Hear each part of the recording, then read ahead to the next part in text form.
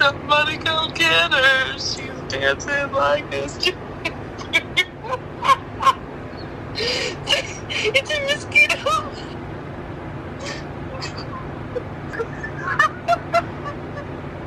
I can't stand you. Putting you on the news.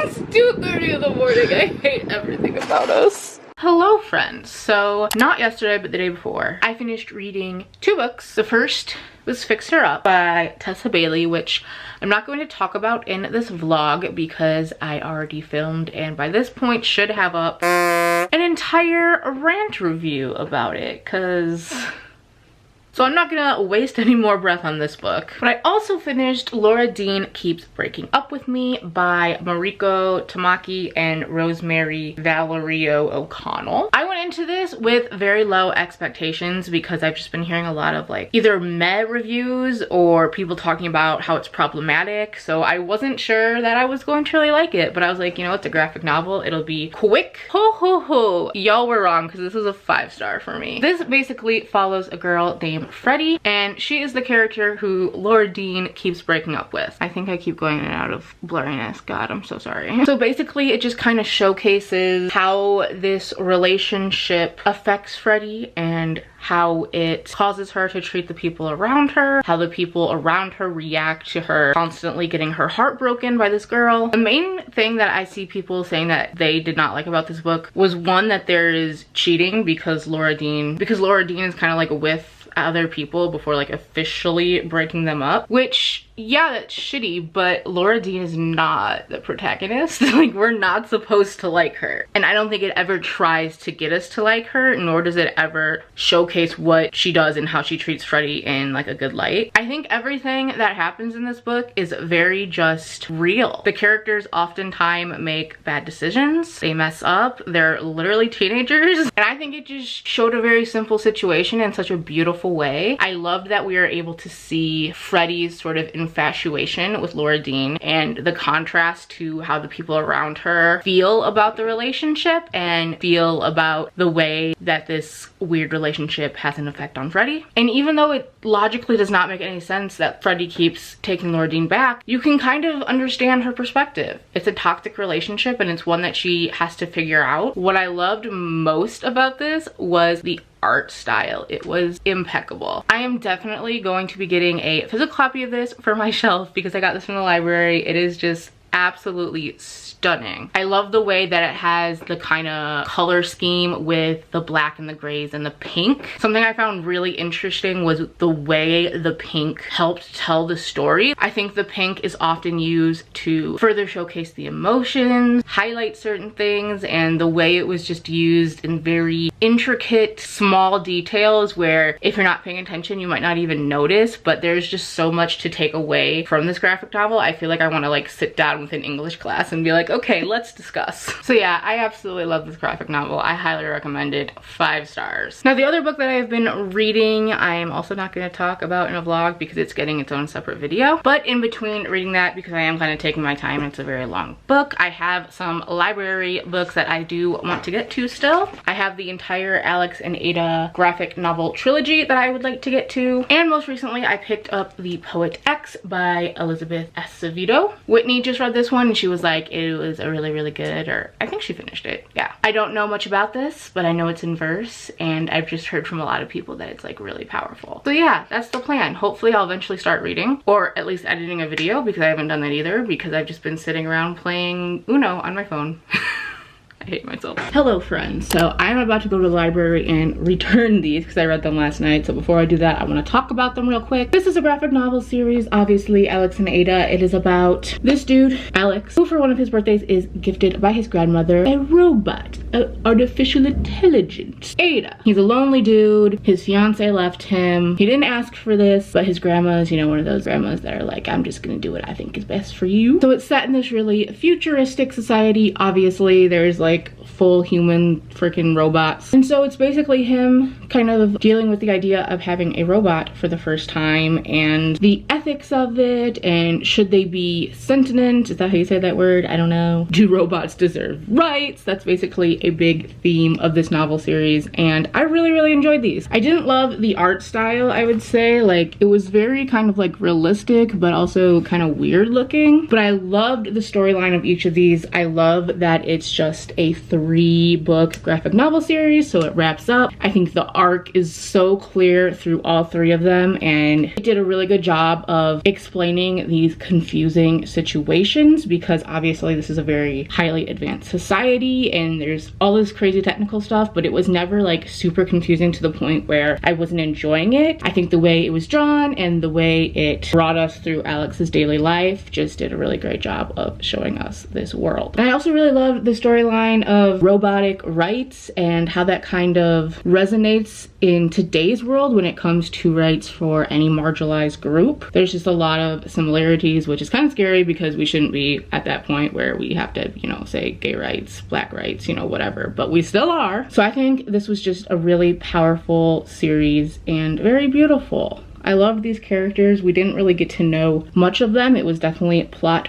focused, but they were just really well done. I think I'm gonna give each of these a 4-star just because, like I said, I didn't love the artwork, but the story was fantastic. And if you haven't read this series, I highly recommend it. What up, it's your boy, Tomato Face. So last night I started A Curse So Dark and Lonely by Bridget Kemmerer. I don't know if I mentioned this in a vlog, but me and Whitney have been doing buddy reads all throughout July, and this is our current one. I got to page 218 last night, so I'm really enjoying this. It's definitely very fast paced. I'm really enjoying the characters. It's about this girl named Harper and this prince named Ren. It's a Beauty and the Beast retelling, so Ren is kind of the prince with a curse. He's not like walking around like a beast. He looks like a normal human, but he does turn into a monster and then kind of, you know, goes after people. I haven't seen him turn into a monster yet, so I think it only happens at the end of the season, because the curse is that if he doesn't get a girl to fall in love with him by the end of a season, it like restarts. So he's been like 18 for 5 years. And how Harper gets involved with this is that she's sitting in this, I think they're in like a diner or something, or maybe she's just outside, I can't remember, but she's waiting for her brother to get back from some kind of sketchy job of some sort. I don't know, that part hasn't really been explained great, but basically her family owes a lot of money to like debt collectors because her father like did some bullshit and then zipped, and her mother has cancer, and so they're trying to like,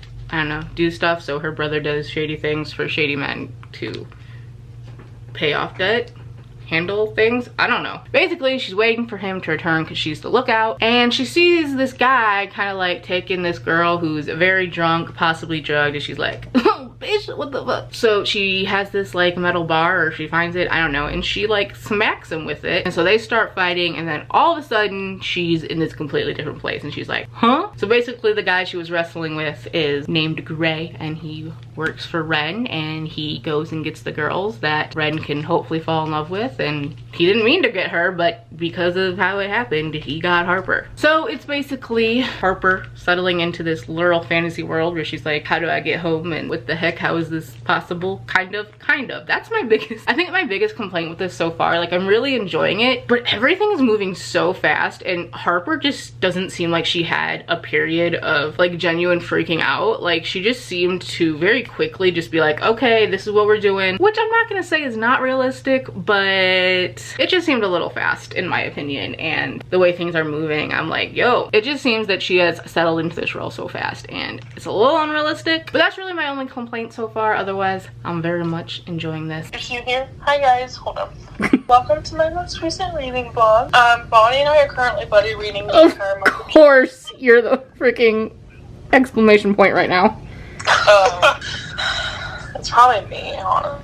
It's definitely you. My Wi-Fi's off. So welcome to the reading vlog. I haven't finished the book in 2 months. Miss Keisha? Miss Keisha? Miss Kiwi. Miss Keisha. Miss Keisha? There she is. Bonnie and I have been buddy reading all of July. I just picked my nose while talking. When you haven't been vlogging for 2 months. We're in the middle of, she probably has updated, but I'm gonna update because I want to vlog. A Curse So Dark and Lonely by Bridget. It's either Kemmerer, camera or That's exactly how I said it. leave a comment down below. It's really good. It's about, just kidding, she's probably already told you. I like it because Beauty and the Beast is, I know it's like literally 30 years old at this point, but it's my jam. Like, it's so good, and if you're tired of Beauty and the Beast retellings and you give this a low rating, like, actually leave. Never mind. I was gonna say the Go-Gurt part, but yeah, we're just gonna leave that part out. I have nothing else funny to say. Okay, so you want me to go back into Kermit voice? You know, are you done? Yeah. Hey friends! Yesterday I read The Poet X by Elizabeth Acevedo. Picked this one up from the library recently, and I wish I hadn't because this was so good, and there were so many spots that I wanted to put a sticky tab to annotate because there were just some lines in here that I was like, if you don't know, this is written in verse and it follows a sophomore in high school named Xiomara, and it essentially follows her discovering a love for writing and poetry and how she uses that medium to work through all the different things she faces. This talks a lot about race, religion, the way people treat women's bodies, and feminism. She has a lot of expectations put on her because her mother is very heavily religious, and we see the impact that that has on her, the guilt that she faces for not being as religious as her mother is. And this was just incredible. The writing was phenomenal. There were so many lines that just hit me hard, and the way that this flows, the way that it addresses heavy topics so succinctly, and also the way that this fleshes out the characters. I've never read a book in verse that so clearly presented an image of the main character and the characters that she comes across in this, like her twin brother, and it was just incredible. I highly recommend picking this up. I haven't gotten much further on A Curse so Dark and Lonely. I think I'm on page like 300 something maybe, but I am still enjoying it. I will say one thing that I've found that I'm not enjoying that much, I suppose, is I'm assuming that there is going to at one point be a relationship between Harper and Ren. However, I feel like it's very, I don't want to say one-sided, because I feel at the point where we're at, we are seeing both characters have an interest in each other. However, I think Ren's feelings were much more fleshed out than Harper's. I feel like with Harper in general, we just aren't given the clearest picture of her emotions or like a build-up of her emotions. It's kind of just, this is how she feels, blah blah blah, this is how she deals with being in this weird alternate world place. Like, I feel that we needed more from her when it comes to the way she's feeling, why she's feeling, the build-up, the change, the arc of it. I just don't think her perspective is as fleshed out as Ren's is, but we will see. I am still enjoying it. Hello, so hopefully you can hear me okay with my little fans on. If not, this clip is going to be completely useless. But I thought, while I'm sitting here gonna do some dishes, a little change of scenery, let's talk about A Curse so Dark and Lonely, because I finished it last night. So I think overall it's gonna be a 4-star for me. I did really enjoy it. It was super fast paced, really just grips you and keeps you interested in the story throughout the entire length of the novel. I really enjoyed the characters. I think Ren was probably my favorite. I just would open my legs any day for him. I liked Harper, but I do feel that we didn't get enough of her and her perspectives. I feel we just didn't really get to see her emotions and her arc as well as we did, say, Ren's. My other gripe with Harper is her family situation, because we only get this like a little snippet of it in the beginning, but at the end of the novel it becomes like a big thing, and I feel like we needed more. Oh, hey. Hey. I'm just talking about my book while I do the dishes. I just feel like her family stuff was not fleshed out enough in the beginning for me to care about it at the end. Maybe not to come over there. No, you can, I mean, you might be in the video, but do you want to get over here? No, it's good. I can pause it. Okay, well, if you could pause it. Yeah.